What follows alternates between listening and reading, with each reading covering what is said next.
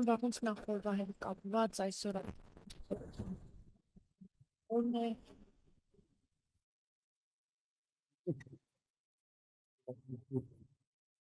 Խոսք գաղափար կապվածքների հանով մարդկության ոլորտի մեջ շերմացված է այդ խոսքը գաղափարը և հասկերես ենք դարիդար ապրել ենք մեր պատմական հայտնիքում և միշտ էլ վերադարձի գաղափարը շատ մենք մնանք թեկուզի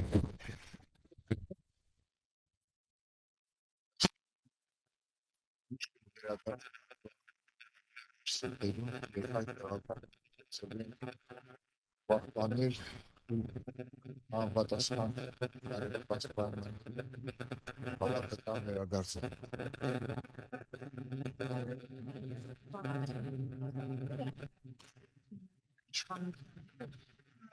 Եվ Նիկոլ Փաշինյանը կրկին կրկին հետ խնդել, որ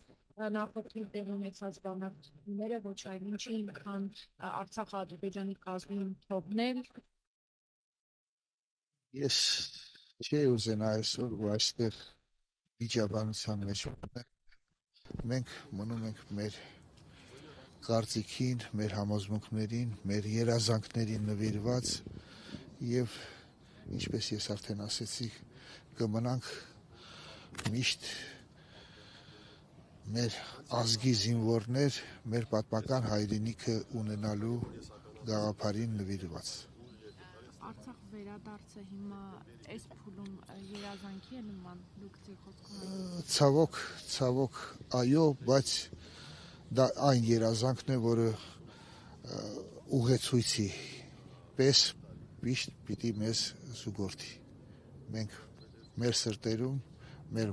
մտքերում, մեր հետագա քայլերում պետք է այդ գաղափարը մոռացության չտանք, մենք պետք է ինչպես